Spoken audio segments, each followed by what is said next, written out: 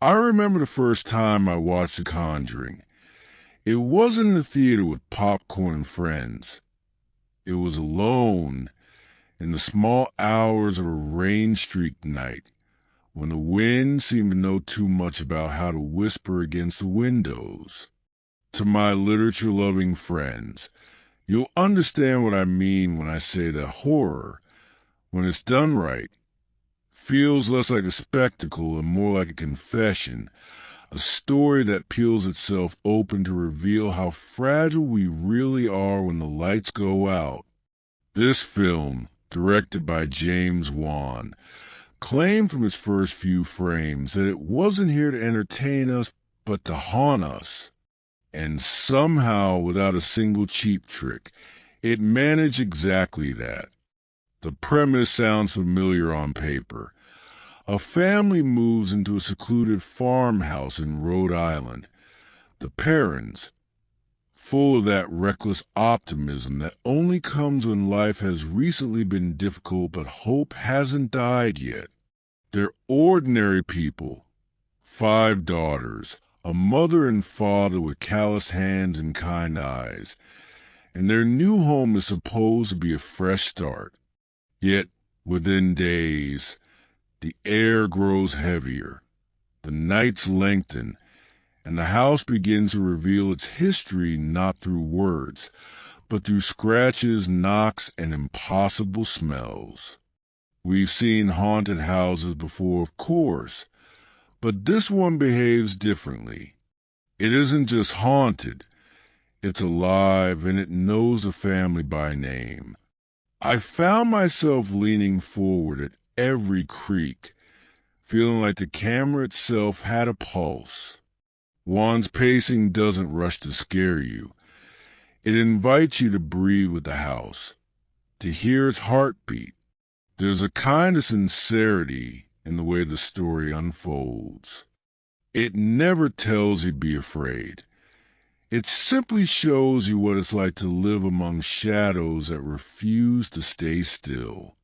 When Ed and Lorraine Warren, the real-life paranormal investigators, step in, it's not to rescue the family from evil like knights in a legend. It's to understand a kind of sadness that clings to walls and won't let go. I think that's what gives this story its strange, mournful beauty. It treats fear not as madness, but as memory. As the first act unfolds, we're reminded of how delicate the barrier is between what we call home and what we call haunted. I can still recall the first clap during a hide-and-seek game, how the sound seemed to echo through more than just a hallway, like an ancient hand brushing against time itself. The scene lingers because it doesn't rely on blood or grotesque imagery. It trusts silence, and silence is far more dangerous. Literature has always known this. Poe, James Jackson, and Juan, perhaps unknowingly, writes with a similar pen, one dipped in restraint and patience. And maybe that's why this film struck me so deeply. Beneath all the dread, it's a love story. Not the romantic kind, but the desperate, parental kind. The love that will stay in a burning house just to protect its children. I could sense that same devotion in the way the Warrens look at each other, and in the way the Perron parents cling to hope even as their world darkens. It's as though the film whispers that faith and fear are twins born of the same longing, to believe that something beyond us is listening. Watching again years later, I realize that the real haunting isn't confined to that farmhouse. It's in us, the viewers, because when the credits roll, we can't quite shake the feeling that we've opened a door we weren't supposed to. Maybe that's what The Conjuring is truly about.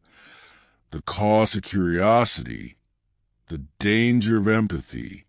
We peer too closely into the unknown, and the unknown peers back.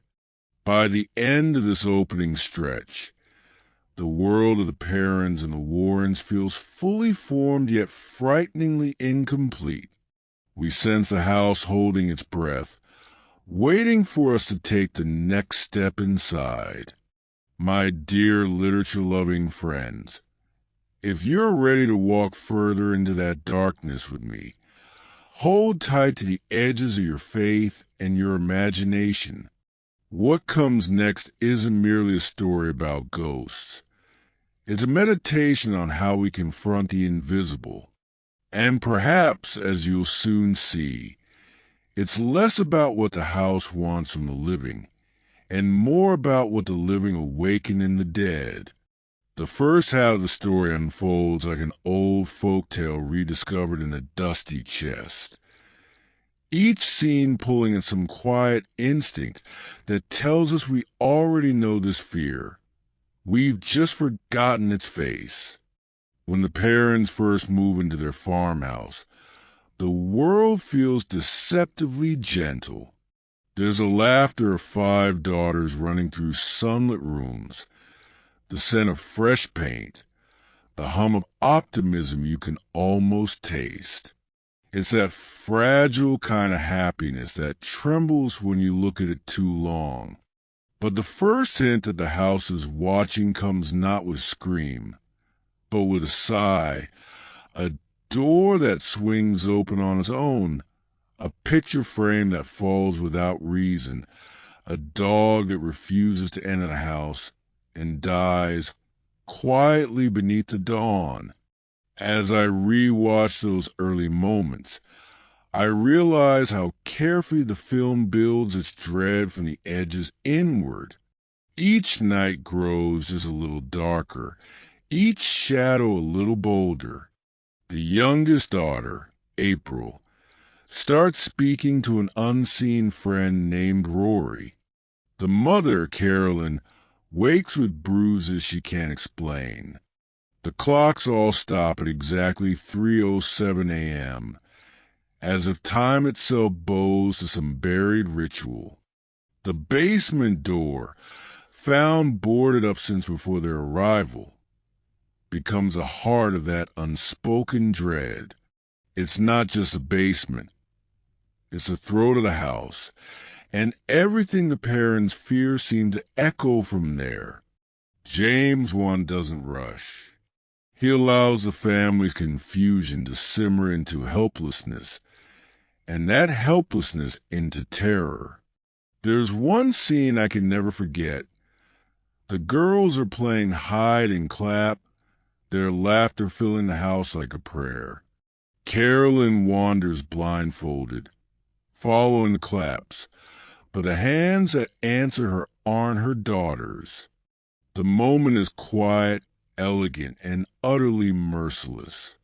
It's not the scare itself. It's the recognition that something else wants to be part of their game.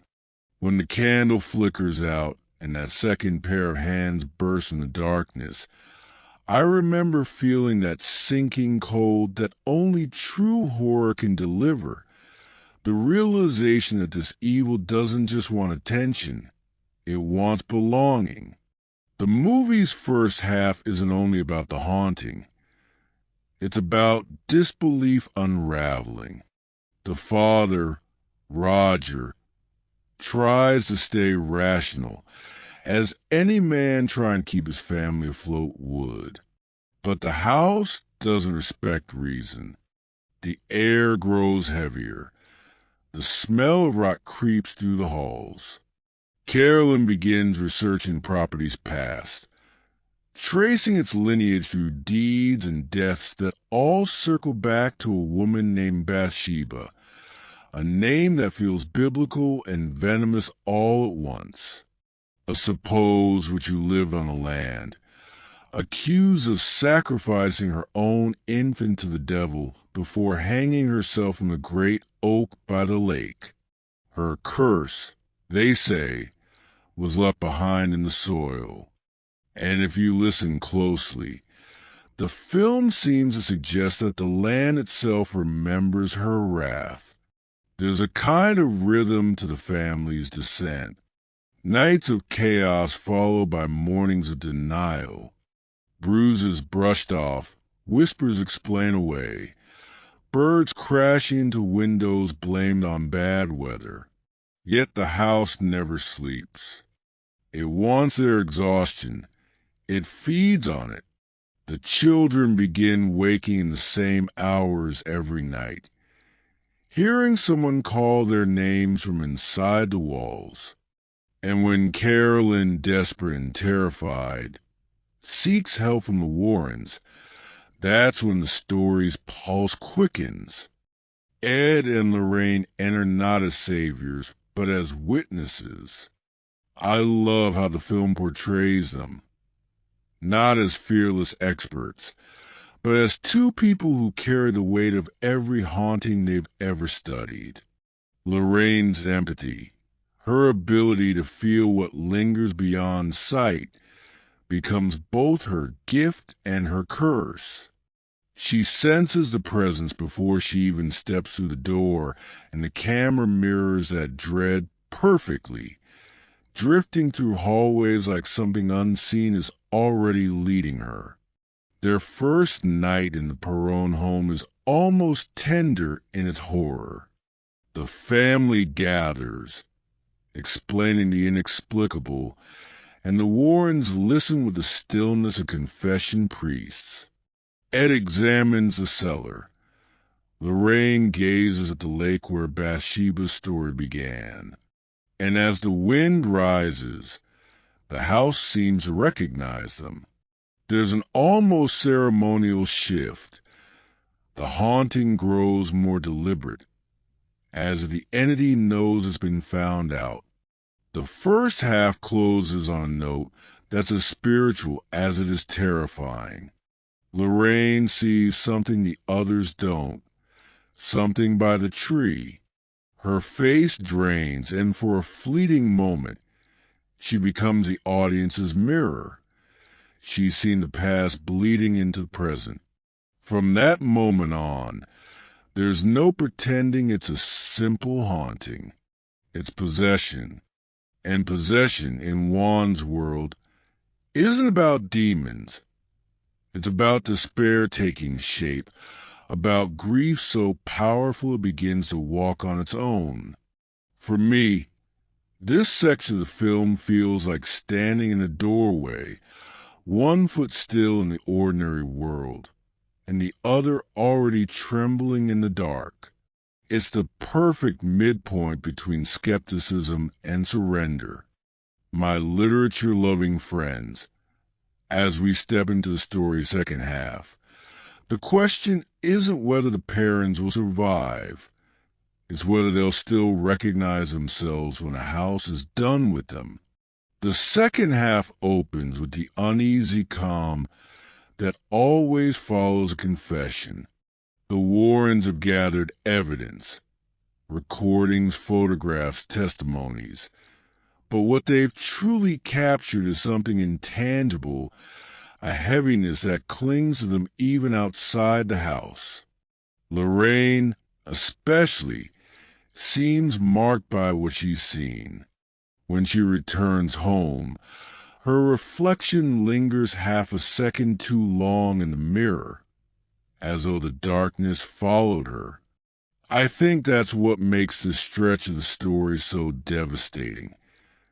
It's not just the parents who are haunted anymore. It's anyone who dares to care.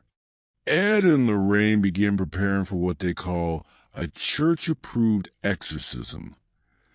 Though they know the church rarely moves quickly, they consult their mentor, Father Gordon, whose face, lined with quiet pity, reminds us that faith is bureaucracy's slowest form. The evidence is damning. The claw marks, the recorded whispers, the levitations. Yet Ed insists on caution. He's seen what happens when rituals go wrong. Lorraine's connection to the unseen deepens with every visit, pulling her closer to the entity. There's a small, intimate moment between them one night, after leaving the Perron home, where she tells Ed that each time she looks into the darkness, something looks back a little harder. He holds her hand without words, and in that silence, the film reveals its truest emotion. Not fear, but love enduring through fear. Back at the farmhouse, the haunting becomes violent. The children are attacked in their sleep. Furniture hurls itself across rooms, and Carolyn begins to change. She moves differently now, her gaze hollow, her body stiff, as though someone else is learning to use it. One of the film's most chilling moments comes when she stands over her sleeping daughter, humming a lullaby in a voice that doesn't belong to her. There's no music, no jump scare, just breath and stillness. That restraint is what makes it terrifying. Eventually, Ed and Lorraine convince Roger to take the children away while they prepare to cleanse the house. But Carolyn, now under Bathsheba's control, refuses to leave. She drives off with two of the daughters, and the film's momentum shifts from slow dread to full possession. I remember the first time I watched that sequence. The chaos, the rainstorm, the screams echoing through the old walls. It felt almost like reading a Gothic climax, the point at which reason collapses, and only faith can fill the void. Ed decides there's no time to wait for church approval. He must perform the exorcism himself. The basement becomes their battlefield. The family restrained, the demon mocking through Carolyn's body, Ed shouting prayers over the roar of the unseen. And yet amid all the supernatural chaos, there's something deeply human at work. The demon doesn't want just souls. It wants to shatter the idea that love can protect anyone. The house shakes, walls split, and Lorraine, reaching through her own terror, reminds Karen of a moment of joy, a day at the beach with her family. It's such a simple memory, but it breaks through possession because it's rooted in love, not fear. That, I think, is a quiet thesis of the entire film. When Carolyn finally vomits for the darkness, screaming, convulsing, collapsing, it isn't victory that follows, but silence. The kind of silence that feels like a prayer answered too late. The Warrens hold each other, both relieved and broken. The family, trembling and tear-streaked, steps into the sunrise, and for a fleeting instant, the world feels safe again. But the camera lingers. Lorraine glances at a music box that begins to turn on its own, its soft tune looping endlessly. It's not a final scare. It's a reminder that evil doesn't vanish. It just waits for the next invitation. That ending for me is where the brilliance lies. The Conjuring doesn't close its doors neatly. It leaves them slightly ajar, as all great stories do. It suggests that every haunting, every whisper, every strange sound in the dark is merely another chapter in an infinite tale of human vulnerability. And as I sat there, letting the credits wash over me, I realized that the movie's second half isn't just about defeating evil. It's about recognizing that courage is never clean and faith is never unscarred. My literature-loving friends, if you follow this far, you'll see that what one built here wasn't just a horror film. It was a spiritual allegory disguised as one. It teaches that salvation isn't found in holy water or Latin incantations, but in remembering who we love most when everything tries to make us forget. And perhaps that's why this story lingers long after the lights come back on, because it asks us, gently but persistently, to believe that even in the deepest dark, love is still the loudest sound. Every time I revisit this story, I find myself less afraid of the ghosts and more haunted by the living. The Conjuring works not because its spirits are terrifying, but because its people are so achingly real. The Warrens and the Perrons are not symbols. They're mirrors, each reflecting a different way of confronting the unknowable. Their terror feels earned, their strength almost accidental, and their love, raw and trembling, becomes the film's truest light. Let's start with Ed and Lorraine Warren, the quiet heart of the story. Patrick Wilson plays Ed with a humility that feels almost pastoral. He's a man of faith, yes, but also of doubt. His voice is calm, his presence steady, yet you can see the exhaustion etched around his eyes, as if every haunting has stolen a little of his soul. He isn't the archetypal exorcist demanding demons to flee. He's a husband terrified of losing the woman he loves to the darkness she keeps walking toward.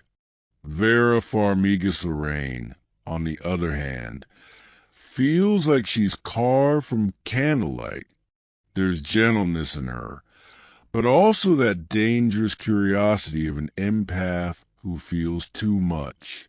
When she looks into the abyss, it's not bravery, it's compulsion, the same impulse that drives writers to reread their nightmares just to understand them better. What moves me most about their relationship is how quietly it communicates devotion. They don't need dramatic declarations. A look across a crowded room is enough. In one early scene, Ed helps Lorraine remove her rosary after an encounter.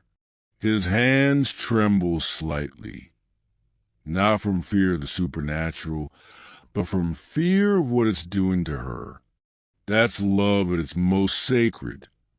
Not grand gestures, but small acts of care performed in the shadow of terror. Then there's Carolyn Perrone, played with aching vulnerability by Lili Taylor. Her descent is the film's emotional backbone.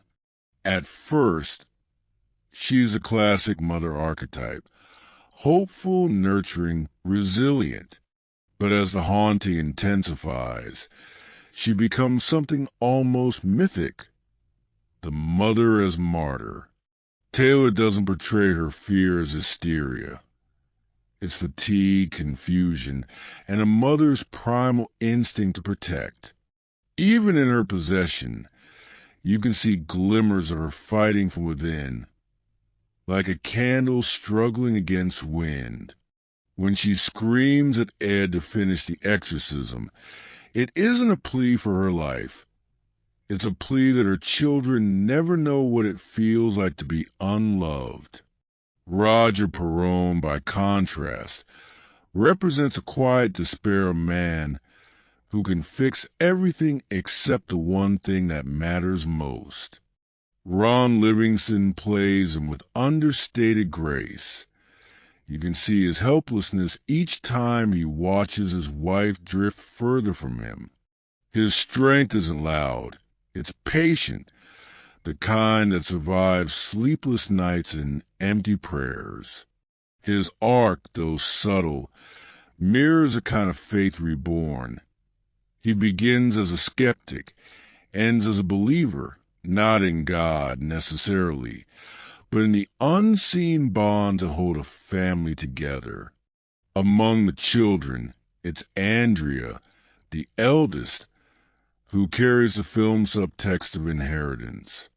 She's old enough to understand that something unnatural is happening, but too young to protect her sisters. Her silence in key moments, watching, absorbing, enduring, reminds us that children often inherit their parents' fears before they inherit their wisdom. The youngest, April, is the soul of innocence, and perhaps the story's most tragic witness. Her friendship with the ghost Rory is one of those rare horror motifs that break your heart before they chill your spine. When she whispers to her invisible friend, we're not watching a trope. We're watching childhood's last breath before knowledge takes it away. And then there's Bathsheba, the unseen matriarch of terror, who haunts not just the house but the film's mythology. She's less a character than a presence, a memory of cruelty, of power twisted by isolation. The genius of Wan's direction is that we never fully see her, because she isn't meant to be seen. She's meant to be felt, the embodiment of every story told too many times until it became truth. In a strange way, she's a reflection of Lorraine, a woman consumed by her relationship with the invisible. One uses it to heal, the other to destroy. Each character in The Conjuring embodies a question about faith, fear, and love. What do we hold on to when reason fails? How do we protect each other from what we can't even name? The film never answers these directly. It simply shows people trying, failing, and trying again. That's why these characters linger long after the final scare, because they feel like us at our most vulnerable, fumbling toward grace in a world we don't fully understand. My dear literature-loving friends, as we continue this descent into The Conjuring's deeper layers, remember that every ghost story is, at its core, a love story interrupted. And every haunting, no matter how terrifying, begins with someone who couldn't let go. Every great horror film carries a ghost outside its frame. The strange truths, coincidences, and eerie stories that seem to cling to its making.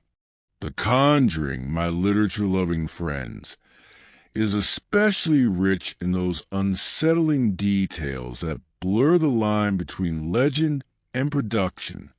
I've always believed that films born from true events inherit an extra weight, like stories told around campfires that never quite end when the fire dies. And this one, rooted in the real case files of Ed and Lorraine Warren, carries that curse proudly. One of the strangest truths is how much of the movie's terror seems to have seeped into reality. The Perron family, whose haunting inspired the film, actually visited the set. During filming, strange gusts of wind would rise suddenly when they arrived, so sudden and localized that the surrounding air stayed calm. Director James Wan later admitted that the atmosphere on set was unnervingly charged, as though something was watching them work. Vera Farmiga, who played Lorraine, kept a crucifix by her bedside while filming and claimed that claw-like marks appeared on her laptop screen when she opened the script for the first time. No one could explain it. Perhaps the eeriest fact, though, involves the phone calls. While in pre-production, the real Lorraine Warren would consult with the filmmakers. During one call, static interrupted the line, followed by a high-pitched noise that made the crew disconnect in fear. When they tried to call back, the line was dead for the rest of the night. They laughed about it later, of course, but laughter, in horror, is often the disguise of survival. Then there's the farmhouse itself, or rather, the recreation of it.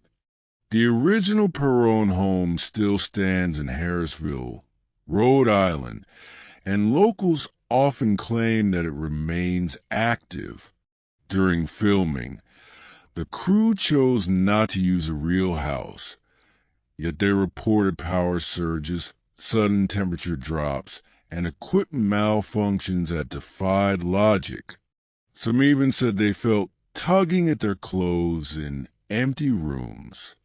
As someone who's read too much Gothic literature, I can't help but feel that stories like this feed on attention. The moment we start telling them, they start growing. Another fascinating thread is how the movies cast immerse themselves in the Warrens' world. Patrick Wilson and Vera Farmiga both spent time with the real Lorraine before shooting began. She guided them through her artifacts, the cursed dolls, photographs, tapes, and the now infamous Annabelle doll, which she insisted be kept in its blessed case. Lorraine warned Vera, gently but firmly, not to touch anything in the Warren Museum. "Everything in here has a story," she said, "and every story knows it's being told." That line has never left me. It's one of those truths that feels poetic and terrifying in equal measure. Speaking of Annabelle, though her tale is a smaller prologue in the film, she became a phenomenon of her own. The real doll is not porcelain but a raggedy and, sitting locked behind glass with a warning sign that reads, "Positively do not open." Visitors who ignored the warning have allegedly met strange fates. One man mocked the doll and crashed his motorcycle later that day. Superstition or coincidence, who can say? Yet, there's something unnerving about how fiction sometimes bows to fact, as though imagination itself invites consequence. On a production level, one of the strangest creative choices James Wan made was to shoot many of the scariest moments in bright natural light. It defies horror convention, but that's what gives the film its signature realism. Fear, he seemed to understand, doesn't always wait for nightfall. Another detail I love: The crew used actual 1970s camera lenses to achieve that subtle grain and softness in the image. That's why the film doesn't just look vintage. It feels like a recovered memory, a haunted photograph still developing. There's also the strange tale of Lorraine's intuition. During filming, she advised one not to push too deeply into certain ritual scenes, warning that invoking specific Latin phrases could have energetic consequences. Juan reportedly adjusted the script to respect her warning. Later, when editing the exorcism sequence, sound engineers experienced corrupted audio that restored itself only after they replaced the chant. Coincidence again? Perhaps. But horror, in its purest form, thrives on such questions, the ones we shouldn't test twice. Even the animals seemed affected. In the film, the Perrin's dog, Sadie, dies early, a symbolic gesture of innocence destroyed. Strangely, during production, a few crew members' dogs refused to enter the studio where the basement set was built. They bark from the doorway and retreat. I remember reading that and feeling a chill of literary irony. Animals, as folklore tells us, always see first what humans can't. Yet, amid all these eerie tales, there's an underlying tenderness in how everyone speaks about the film. No one calls it cursed. They call it charged. Vera Farmiga once said that every time she played Lorraine, she felt as if something unseen stood just outside the frame. She didn't say it with fear. She said it with reverence, as if art itself had become a seance, calling forth echoes from another world. So when we call these strange facts, maybe what we really mean is reminders that stories like The Conjuring are not just entertainment, but rituals of remembrance. We keep telling them not because we want to be scared, but because some part of us still believes the veil between fiction and reality is thinner than we admit. And maybe that's what makes this film's legend so enduring. It never lets us forget that belief, once spoken aloud, can summon its own kind of haunting. When The Conjuring first reached audiences in 2013, the reaction was almost ritualistic. People didn't just watch it, they survived it. Critics, scholars, and fans alike treated it as both a rebirth of classic horror and a cultural seance for the genre's forgotten spirit. I remember reading reviews that felt more like field reports from a haunted battlefield. Words like restrained authentic and mercilessly atmospheric kept recurring, as though everyone was relieved that horror could still be elegant without being ironic. What makes the film so critically intriguing is its refusal to apologize for sincerity. In an age when horror leaned toward parody and postmodern detachment, James Wan reintroduced earnest terror, the kind rooted in belief. Scholars later compared his approach to the Gothic literature of the 19th century, drawing parallels to Hawthorne and Shirley Jackson for his use of domestic spaces as psychological battlegrounds. The farmhouse in the film becomes, in that sense, an extension of Carolyn Perron's body, a vessel invaded, desecrated, and ultimately redeemed. Many critics also noted how the film doesn't just rely on the supernatural to frighten. It taps into a deeper cultural unease, the fear of unseen forces shaping ordinary lives. In a post-9/11 world still obsessed with security and surveillance, Juan crafted a story about the futility of control. The parents lock their doors, bless their rooms, and record every sound, but the threat seeps through anyway. The camera itself seemed complicit, watching like an intruder, a silent participant in the haunting. Film theorists often discuss the return of the repressed, a Freudian concept describing how buried trauma resurfaces through symbols and ritual. The Conjuring, viewed through that lens, feels like a collective exorcism of nostalgia. It longs for the simplicity of 1970s horror while confronting the fragility of faith in the modern era. The Warrens, with their devout conviction and analog equipment, embody that tension. They use outdated tools to battle timeless evil, and somehow that makes their struggle both quaint and noble. One of the more fascinating critical discussions centered on the film's moral axis. Many reviewers observed that, unlike typical horror narratives, The Conjuring is fiercely moralistic, almost religious in its insistence that evil exists and that love, faith, and unity are the only defenses. Roger Ebert once said that the scariest films are those that believe in what they show, and Juan's direction lives by that rule. The camera doesn't gawk. It witnesses.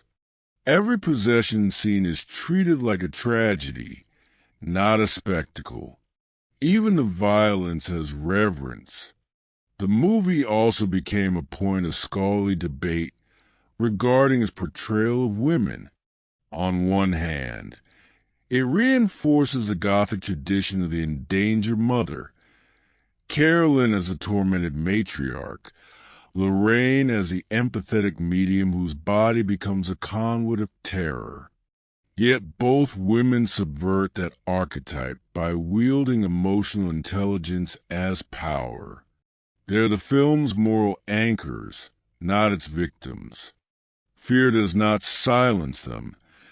It amplifies their compassion, and that, in its own quiet way, becomes an act of resistance. In festival circuits and academic panels, The Conjuring was often contrasted with the torture porn trend of the 2000s, which prioritized gore over narrative. Juan himself had directed Saw years earlier, but here he seemed to repent. His critics noted that this film felt like an apology to the genre, a return to grace, where the camera lingered not on wounds but on faces.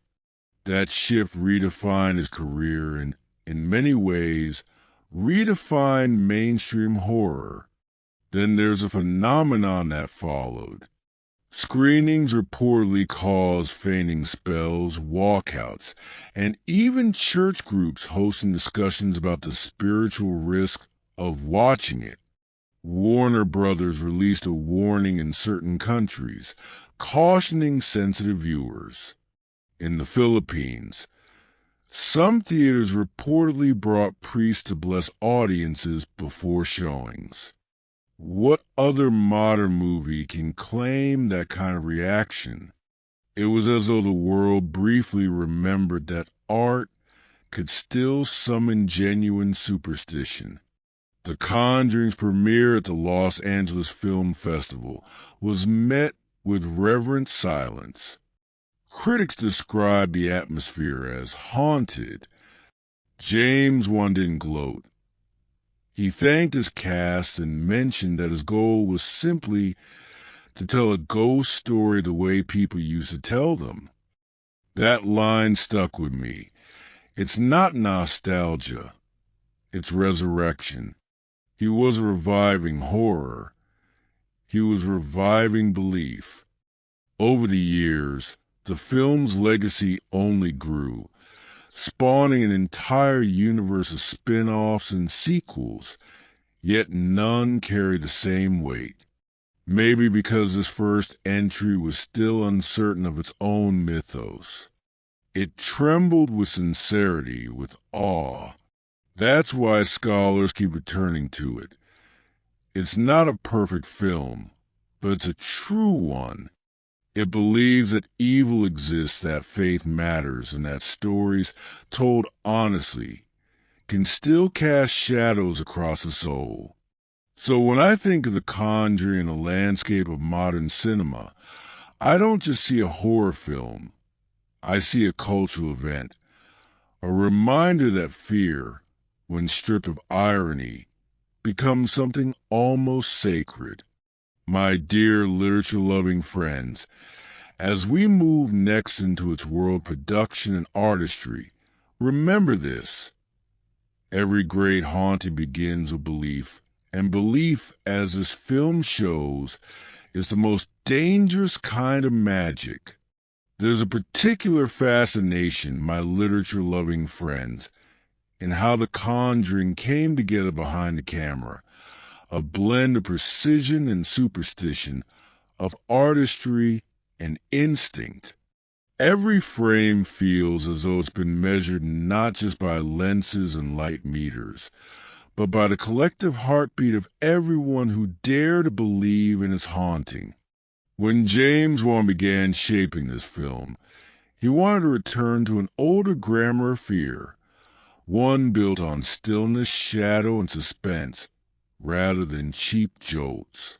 He often spoke about wanting to earn the scream, and that idea became the compass of the entire production. The film's production design is a marvel of deliberate imperfection. The Perrone farmhouse was built from scratch on a North Carolina soundstage, designed to feel like it had lived a century before the story ever began. The walls were slightly off balance, the wood unevenly stained, and each room smelled faintly of dust and old varnish.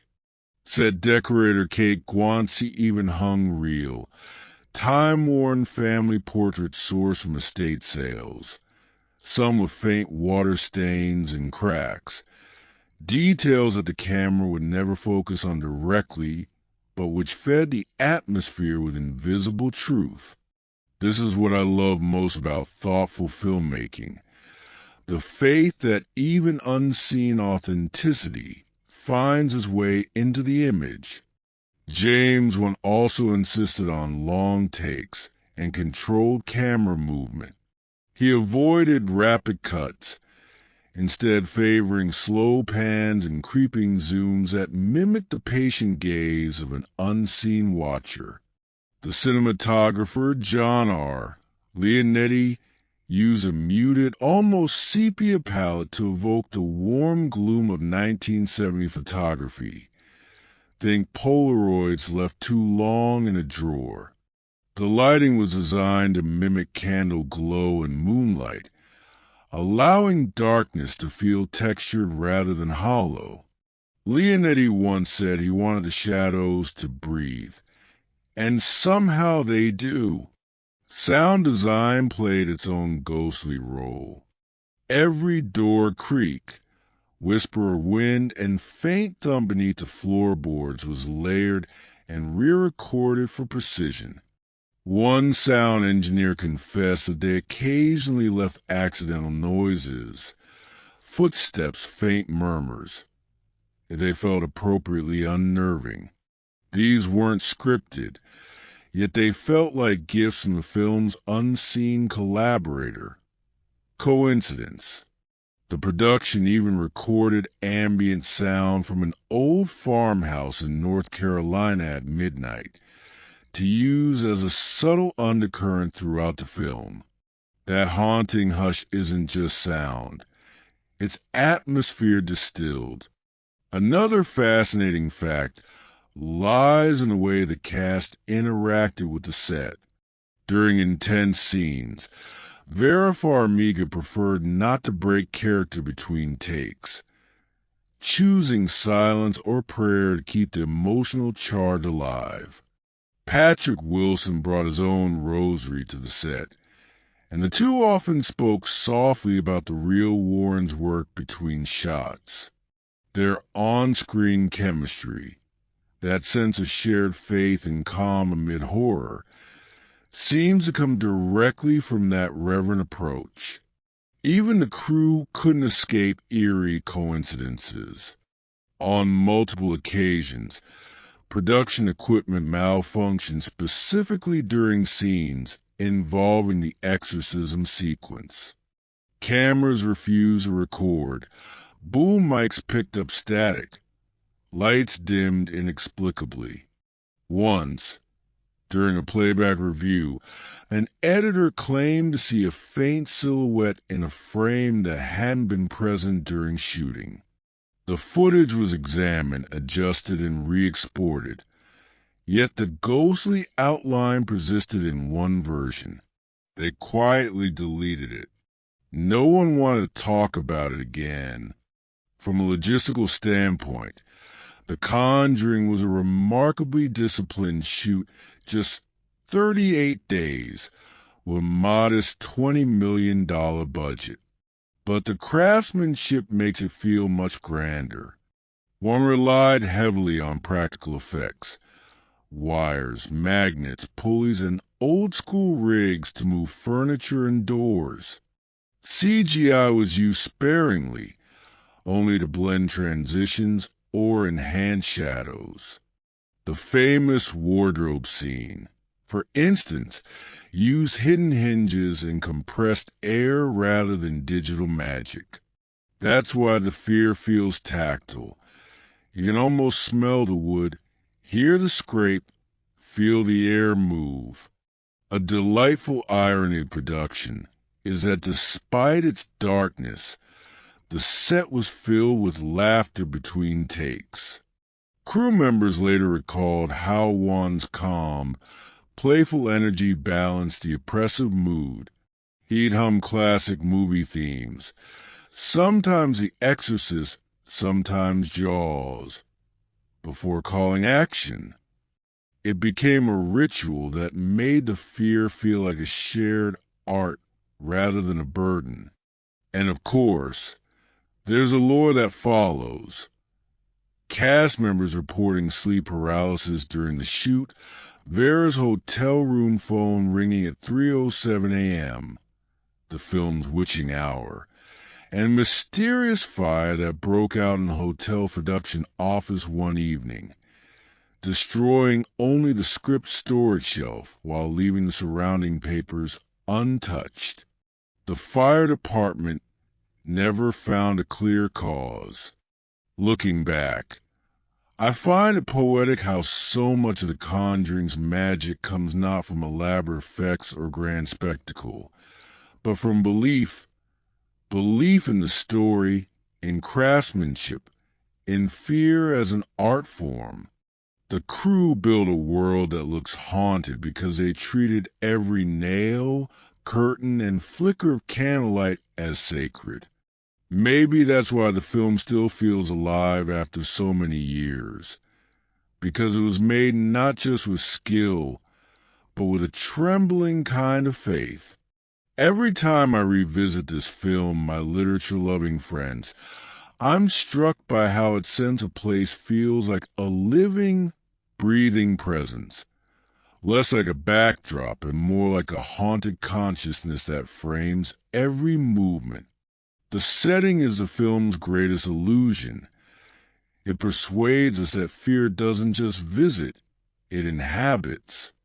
The Perron farmhouse stands alone in the Rhode Island countryside, surrounded by skeletal trees and fields that seem to hum in low frequencies. The house is not Gothic in any architectural sense. It's plain, wooden, colonial, but that ordinariness becomes its curse. We recognize it. We could live there. That's a quiet genius. Horror built not in castles, but in homes.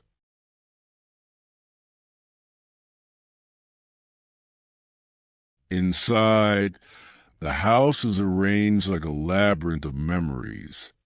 The color palette, Muted browns, yellows, and mossy greens conjures the faded nostalgia of old Polaroids. The cinematographer, John R. Leonetti, designed every shot to feel as if it had been unearthed from a 1970s attic box, steeped in humidity and time. The lighting is its own character, golden and tender by day, bruised and grainy by night. I often think of those lingering shots of doorways, stairwells, and hallways, how they promise nothing but suggest everything. Each threshold feels like a sentence that might change meaning if you linger too long before reading it aloud. Cinematically, James Wan's restraint is where the terror lies. He orchestrates silence like a composer, letting every creak and pause build into symphonic dread. There are long, unbroken takes that follow characters through dimly lit corridors without music, where the camera drifts with them like a curious spirit. You begin to feel watched, not by the film, but by the very space it portrays. The geometry of the house becomes a trap, and the lens knows it. Wan and Leonetti use a combination of handheld and Steadicam shots to create that balance between intimacy and unease. The movements are fluid yet unsettling, like breathing that isn't yours. The use of light and shadow recalls chiaroscuro painting, that delicate dance between the seen and unseen. Candles are rarely props here. They are narrative instruments. A flame flickers, and suddenly the entire emotional temperature of a scene shifts. When Carolyn explores a cellar, her lantern becomes a storytelling device. The way it falters, sways, almost seems to shrink in fear. And when the Warrens first step into the house, the camera lowers subtly, as though bowing in reverence to the darkness they are about to challenge. Wan's framing is intimate but claustrophobic. He avoids wide establishing shots. Instead, he pulls us close to faces, hands, relics. It's almost literary in how it focuses on small details, the way dust drifts in sunlight or the slight tilt of cross on the wall. Each of these becomes a metaphor for fragility of faith within a decaying moral structure. It's Gothic without the grandeur. Its poetry lies in domestic. The sound design and score, composed by Joseph Bishara, extend that sense of place beyond the visible. Bishara's music doesn't tell you what to feel.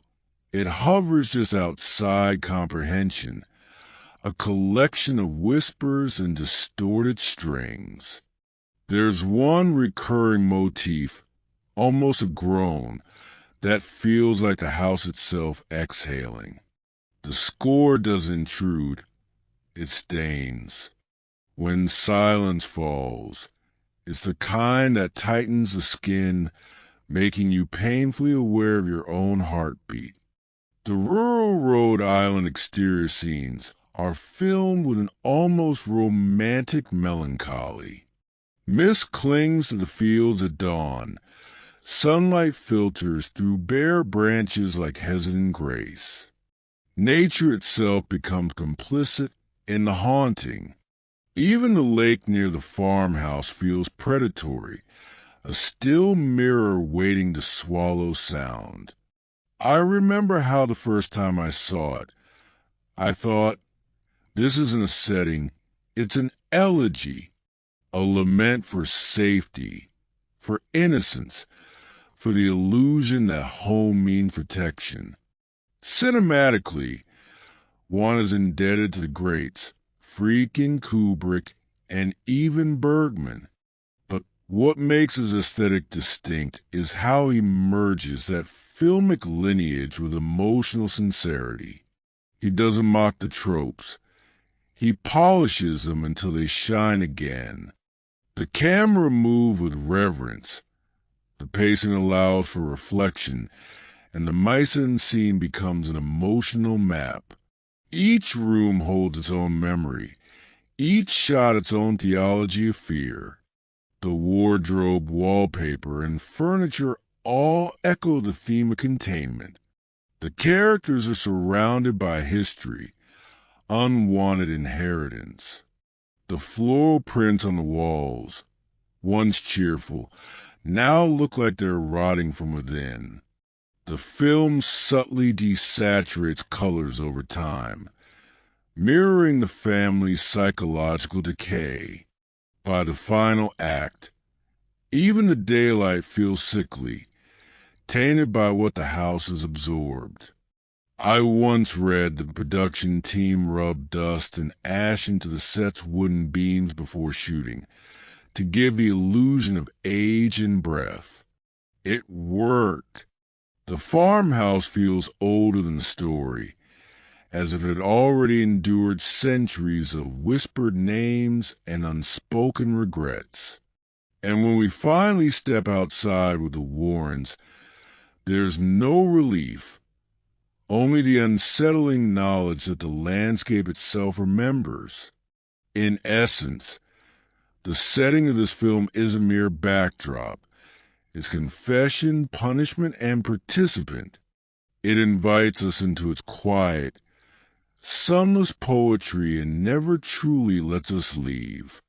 The cinematic craft makes sure of that. Every shot, every echo, every trembling shadow conspires to remind us that the scariest places are not the ones built for fear, but the ones that feel like home. My literature-loving friends, the making of this film was as much a haunting as the story it told. There's something profoundly human about how the cast and crew seem to brush against the supernatural, not merely pretending to believe, but living in its shadow for months. James Wan described production as a dance with faith and fear, and that phrase feels like the heartbeat of everything that unfolded behind the scenes. Before filming began, the cast met the real Lorraine Warren at her Connecticut home. They sat in her living room surrounded by relics, crucifixes, and artifacts from her investigations, the Annabelle doll among them, sealed behind glass. Lorraine spoke softly about spiritual boundaries, prayer, and protection, advising them to never invite what you do not understand. Vera Farmiga later said she felt a weight in that room, something ancient and watchful, and carried a copy of St. Michael's Prayer in her pocket throughout the shoot. Patrick Wilson recalled that the first script reading was interrupted by strange noises in the building, a door slamming, a chair creaking in an empty hallway. At first, they laughed it off as nerves, but when the fire alarm suddenly went off without reason, someone joked that maybe the story had already begun following them. No one laughed as loudly after that. There were also reports of cast members waking up at exactly 3:07 a.m., the hour the film later immortalized. Vera Farmiga once found 3 claw-like scratches on her laptop screen after discussing one of her possession scenes. Joey King, who played Christine, later developed unexplained bruises during shooting, though she insisted she felt no pain. These details might sound like publicity myths, yet when you listen to interviews, you sense sincerity rather than performance. The fear they carried was not only fictional. James Wan, ever meticulous craftsman, handled these stories with quiet respect. He didn't sensationalize them on set. Instead, he encouraged everyone to keep a calm mindset, to treat the work with spiritual care. Each morning, before shooting intense scenes, the cast and crew gathered for a brief moment of silence. It wasn't religious, just a grounding ritual. Some crossed themselves, others just breathed deeply. It became a form of collective protection, a way to remember that they were creating art about darkness, not inviting it. Even with all these precautions, the set sometimes seemed to misbehave. On the day they filmed the exorcism scene, the air conditioning inexplicably failed, raising the room's temperature to unbearable heat. Equipment batteries drained in minutes. Crew members whispered that something didn't want to be captured. Vera later said that during that scene, when Carolyn screams and the camera pans sharply, she felt a sudden chill across her neck even though the room was stiflingly hot. That shot, unaltered, remains in the final cut. Between takes, however, the atmosphere was surprisingly light. The children's cast members would play tag around the farmhouse set, giggling between moments of terror. Patrick Wilson brought his guitar and would sing to calm everyone's nerves, sometimes classic rock, sometimes hymns. One day, he and Vera performed a duet of Leaving on a Jet Plane, and the entire crew joined in. That same night, the lights flickered 3 times and then went dark for nearly 20 seconds. A silence fell, then someone whispered, "Guess the ghosts like the song?" Lorraine Warren herself visited the set midway through filming. When she entered, the temperature reportedly dropped and a camera operator felt dizzy. But the veteran demonologist simply smiled, touched Vera's hand, and said, "You're doing God's work, dear." After that visit, Vera claimed her anxiety lessened. She stopped waking at 3:07. Patrick said the final week of shooting felt almost peaceful, as if the story had been granted permission to finish. The editing process brought its own oddities. Post-production supervisors mentioned that certain sound files would distort unexpectedly, even when nothing had been recorded on that channel. They began saving multiple copies of every session. At one point, when James reviewed the near-final cut, he noticed a faint whisper on the soundtrack, a voice saying, "Look what you made me do." No one could trace its origin. He left it in. What's extraordinary about these moments is how they blur the line between performance and experience. The cast wasn't merely acting afraid. They were navigating something that felt palpably real. And that sincerity bled into the film's texture. It's why those scenes of terror feel inhabited rather than staged. There's a kind of trembling truth in the way fear radiates from the screen, not as spectacle, but as memory. Behind the scenes, there was a quiet understanding that they were participating in something larger than a genre exercise. It was part folklore, part faith, part collective storytelling. When shooting wrapped, the crew held a small blessing ceremony on set. They lit candles, said prayers in their own languages, and thanked the unseen for letting them pass unharmed. Vera later said she felt tears rise, not from relief, but from gratitude that we were all still here. Years later, many of them still speak about the experience with a kind of reverence. James Wan, When asked if he believed in the supernatural after The Conjuring, simply smiled and said, "I believe in what happens when you tell a story with respect." And maybe that's what truly lingers behind the scenes, the understanding that every haunting, real or imagined, is also an act of storytelling. To believe in ghosts is to believe in echoes, and The Conjuring, both in front of and behind the camera, became an echo that refuses to fade. My literature-loving friends, beneath all the screams and shadows, what moves me most about this film is how it explores faith, not as dogma, but as resilience. The story hides its theology within terror. Every flicker of light, every whispered prayer, every glance exchanged between the Warrens and the Perron family carries a kind of sacred trembling. It's a film about haunting, yes, but it's also about inheritance. The things that cling to us, the sins that outlive their sinners, and the small, invisible acts of courage that redeem what fear corrodes. The first great theme is belief. James 1 doesn't present faith as certainty. He presents it as endurance.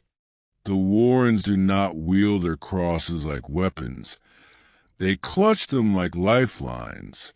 Their faith is tested not through grand miracles, but through exhaustion, doubt, and intimacy.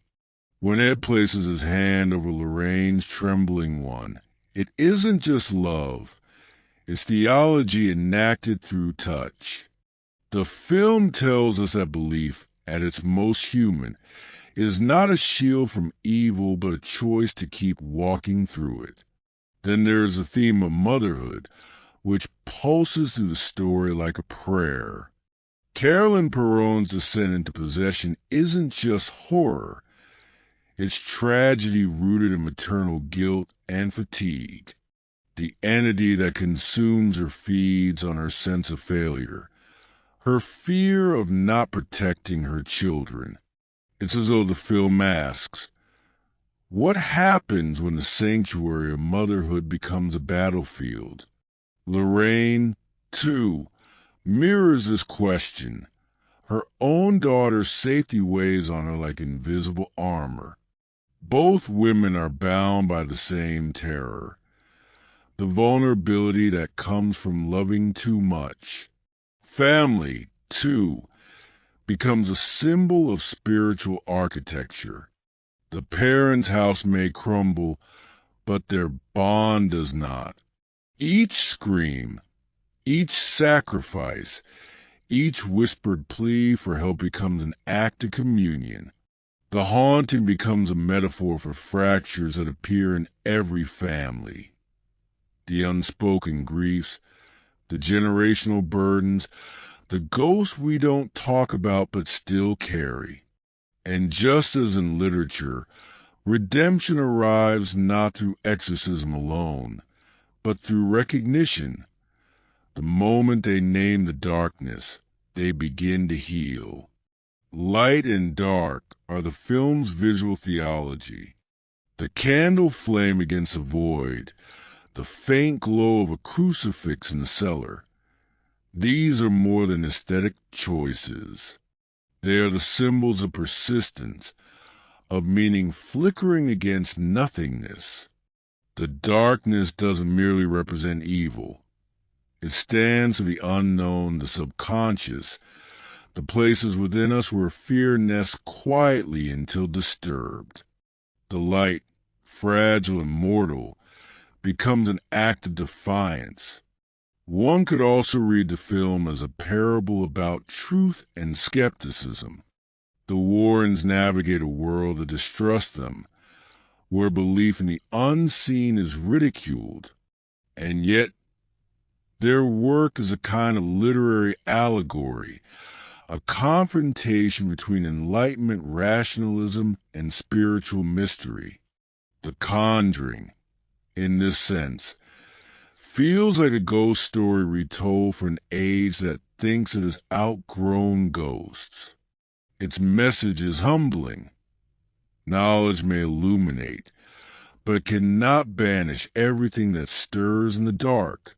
The recurring symbol of doors, opening, closing, creaking, is wonderfully rich. Each doorway in the Perron home feels like a moral threshold. Crossing it means confronting another layer of hidden truth. The wardrobe, of course, is the most potent of these symbols, a literal closet of secrets. When the spirit emerges from it, it's as if the past itself is stepping into the present, demanding recognition. The film whispers an old literary truth. What we repress will find a door. Lorraine's visions, meanwhile, carry the symbolic weight of empathy. Her clairvoyance isn't treated as spectacle, it's burden. Every image she sees comes at a cost, suggesting that insight and suffering are intertwined. In that sense, Lorraine becomes a spiritual medium not only between the living and the dead, but between the audience and the story's moral core. Through her eyes, we experience both terror and grace. Nature itself functions as an externalization of the haunting. The wind, the fog, the trees that seem to bend toward the house, all echo the inner turmoil of the characters. Even the birds crashing against the walls feel symbolic, representing innocence destroyed by proximity to evil. The environment doesn't merely frame the narrative, it mirrors its soul. And then there's that recurring motif of time, the clock stopping at 3:07 a.m., the repetition of that hour as if the night itself were stuck in trauma. Time in the film becomes cyclical, suggesting that evil is not defeated once and for all but contained, waiting. Like memory, it recurs. And isn't that what most hauntings are? Memories that refuse to die? In the end, The Conjuring speaks about the sacredness of protection. Whether it's Ed shielding Lorraine, Lorraine comforting Carolyn, or Carolyn fighting to reclaim her children, every gesture against evil is an act of love disguised as courage. That's why, even after the exorcism, what lingers isn't the horror, it's the grace. The camera doesn't linger on demons, but on faces. Tearful, relieved, believing again. Perhaps that's the quietest truth buried in the film symbolism. That love is the oldest form of exorcism. That faith, however small, is a candle we pass to one another in the dark, trusting that its flame will survive the wind.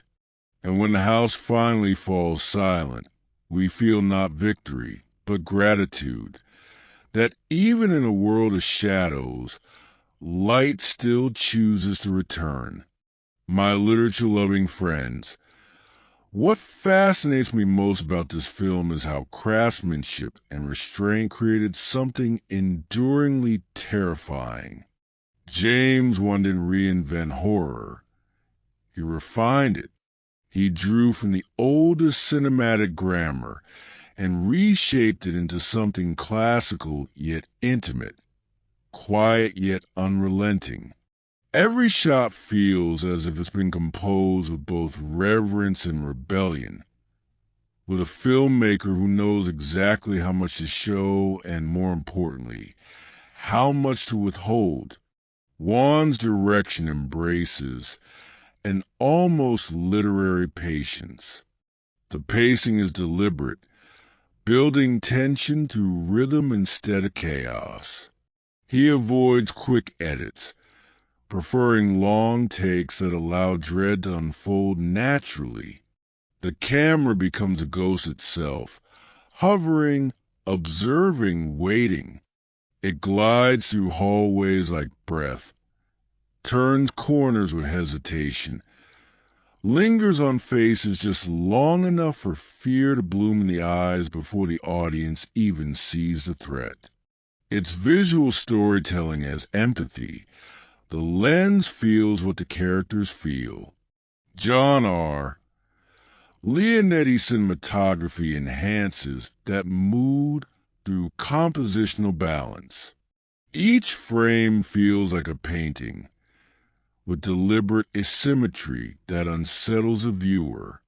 Juan and Leonetti use natural light as much as possible, particularly in daylight scenes, to create realism that would later contrast with the stylized shadows of the night sequences. The result is that fear never feels confined to darkness. It seeps into the ordinary. Even the sunniest morning in the Perron house carries a faint sense of contamination. One of Juan's signature techniques, the slow push-in, operates almost like a heartbeat throughout the film. As the camera moves closer, the audience feels their own breath shorten. He times these moments with near musical precision, often allowing silence to dominate before unleashing the faintest sound, a floorboard, a sigh, the clap of hands. The hide-in clap scene, perhaps the most iconic of the film, is a masterclass in tension. Handheld camera movement mirrors Carolyn's trembling uncertainty, and the final reveal is not the ghost, but the absence of comfort itself. Editing, handled by Kirk and Morri, reflects one's respect for pacing. Cuts are used sparingly. Transitions dissolve more often than they snap. The rhythm mimics the ebb and flow of breath. Slow inhale, sudden gasp, long exhale. Even jump scares are choreographed as part of a larger emotional symphony.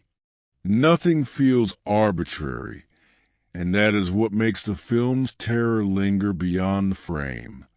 Joseph Bischer's score, an atonal masterpiece, is both musical and psychological. His strings don't sing, they groan. His chords feel like shifting gravity. Bishara also performed as Bathsheba, the film's central entity, which adds a haunting layer. The same person who gives the demon its sound also gives it flesh. That synthesis between audio and performance deepens the film's immersion. The soundscape's design, those whispers, cracks, and sighs, is so meticulous that even silence becomes an instrument. One once said he wanted the audience to lean forward, not jump back. And that's exactly how the film plays. It draws you in, quietly devouring your composure.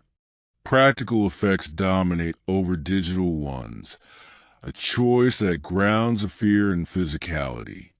The levitations, door slams, and furniture movements are achieved through mechanical rigs and wires manipulated with precision. There's a tactile authenticity with creaks, fabric stretches, breath fogs. The realism tricks the subconscious. You believe the impossible because it looks like it obeys the laws of this world. CGI appears only as an invisible companion, smoothing edges rather than dictating spectacle. Color grading subtly evolves through the film. Early scenes are warmer, evoking safety, but as the haunting deepens, saturation fades and contrast rises. By the climax, the film's palette feels drained, like memory eroded by fear. Even costume design mirrors this decay. Carolyn's dresses lighten, then darken. Lorraine's coats become heavier as her burden grows. The visual language is a poem about entropy. At the box office, this quiet, old-fashioned horror became a phenomenon. With a budget of just $20 million, it grossed over $319 million worldwide, a staggering success that stunned even its studio. Warner Brothers critics praised its restraint, calling it a return to classical horror storytelling. It revived the haunted house subgenre without irony, reminding audiences that terror rooted in human emotion never ages.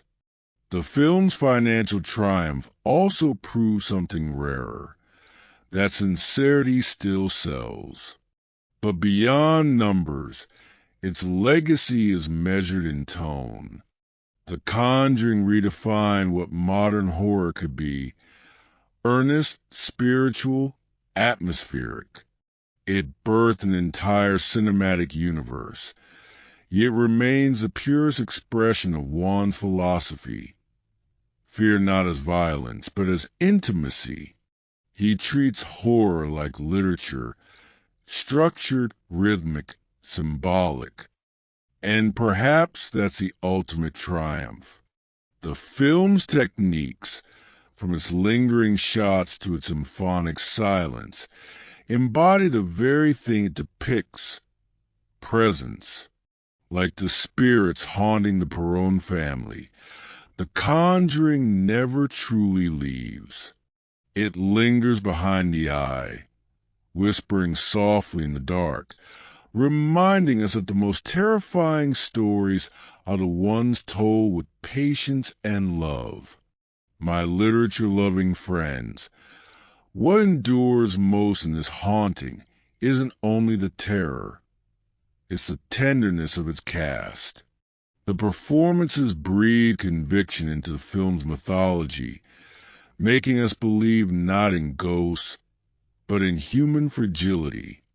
Vera Farmiga and Patrick Wilson, as Lorraine and Ed Warren, bring an almost devotional intimacy to their roles. They're not merely ghost hunters, they're believers navigating moral storms. Watching them is like watching a couple hold hands in the dark, not to find safety, but to stay connected while facing the unknown. Vera Farmiga's performance is astonishing in its stillness. She doesn't chase emotion, she listens to it.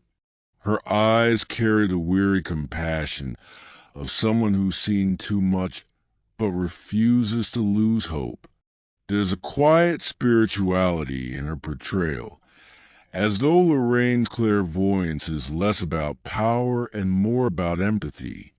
Vera once said in an interview that she approached the role like a nun in a haunted convent, half sacred, half terrified.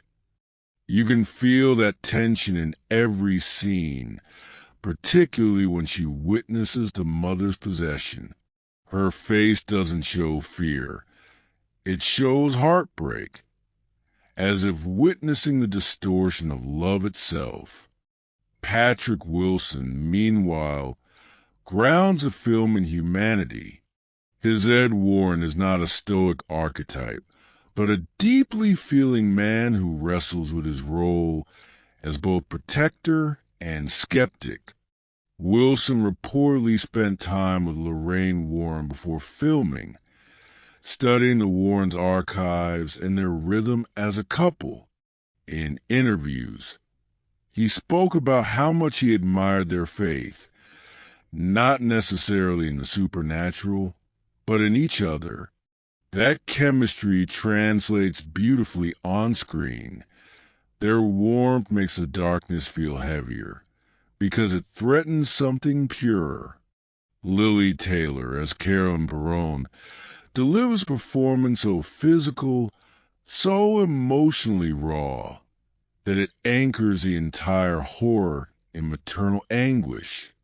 She spent weeks rehearsing the possession scenes, enduring physical strain and emotional exhaustion to portray Carolyn's deterioration authentically. Taylor mentioned in one behind-the-scenes interview that she treated the role like a psychological breakdown wrapped in a haunting. The exorcism sequence, with her convulsing and shrieking as if the house itself were trying to consume her, is one of the most frightening and empathetic moments in modern horror cinema.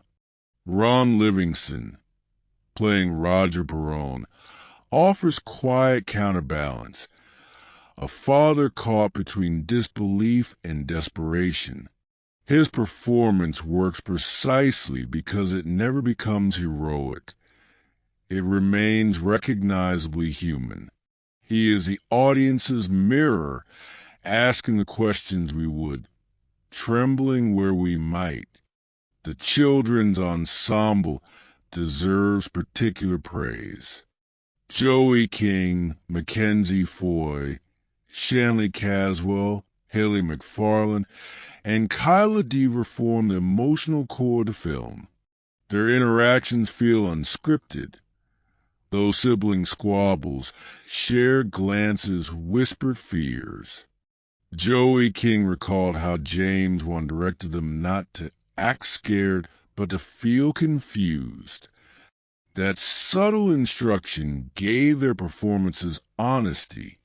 Their terror feels discovered rather than performed.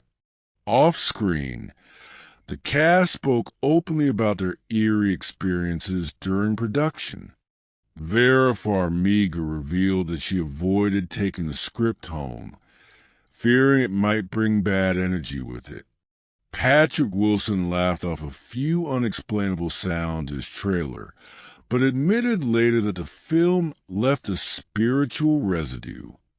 Even the real Lorraine Warren, who visited the set, told them to bless their dressing rooms and wear small crucifixes. These gestures weren't superstition. They were small rituals of respect. Critically, the film was received with admiration from both audiences and reviewers, an unusual feat for horror. It premiered to standing ovations at early screenings, with critics praising its classical craftsmanship and emotional sincerity. Review aggregator sites placed it among the highest-rated horror films of the decade. The general consensus was that it transcended its genre through empathy, that it wasn't about ghosts, but about grief, faith, and endurance. Audience reactions were deeply personal. Many viewers shared that the movie stirred childhood fears of darkness and the unknown, yet left them oddly comforted. Some said it reminded them of their parents praying at night. Others said it made them believe again in things unseen. It sparked conversations about spiritual boundaries, good and evil, and whether fear can ever be redemptive. In interviews years later, the cast still speak of it as a transformative project. Vera calls it a film about spiritual love disguised as a horror story. Patrick calls it a story that treats belief as art. And James Wan, ever humble, once said his proudest moment wasn't the box office, but when Lorraine Warren watched the film and wept quietly, whispering, "You did it right."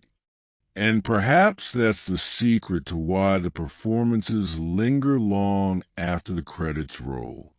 Every actor approached the story with reverence, not spectacle. The horror works because the humanity is intact. In the end, it isn't the demon that stays with you.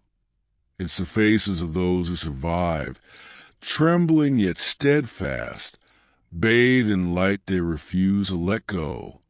My literature-loving friends, when the final silence settles after this haunting journey, what remains isn't the echo of screams or the creaking of doors. It's a strange, enduring stillness that follows catharsis.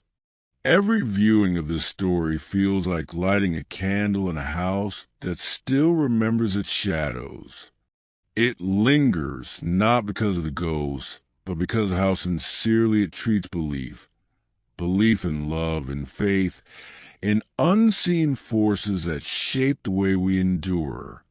There's something almost literary about the way it closes, a circular resolution that doesn't erase the fear, only reframes it. The Warrens, having survived yet another test of spirit, return home, and the quiet that fills their space feels earned, like the silence after a difficult prayer. We realize that horror, at its most profound, isn't just about terror. It's about recognition. We recognize something of ourselves in those who face darkness and choose to keep believing in goodness anyway. What makes this story endure beyond its scares is its sincerity.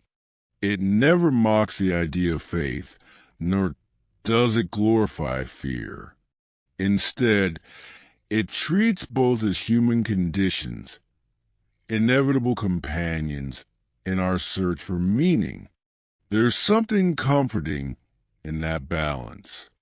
The haunted house becomes a metaphor for the heart itself, full of rooms we dare not enter until something or someone forces us to. And when we finally do, we discover that the haunting was never just external. Even after the credits roll, that notion clings to you. You may find yourself glancing into dark corners, not out of superstition, but because you've been reminded that stories and memories have power. Every good ghost story teaches us something about grief, guilt, and love that refuses to leave. And perhaps that's what gives this film its pulse. It's not merely about what goes bump in the night, but what remains once the night passes. So, my dear friends, as you step away from this reflection, carry with you the quiet awe of knowing that horror, when done with heart, can heal as much as it hurts. And if this little journey through its shadows spoke to some hidden part of you, if it made you shiver, think, or even smile, then I invite you to stay close. Like, subscribe, and keep wandering these corridors of story and cinema with me. There's always another door waiting to open.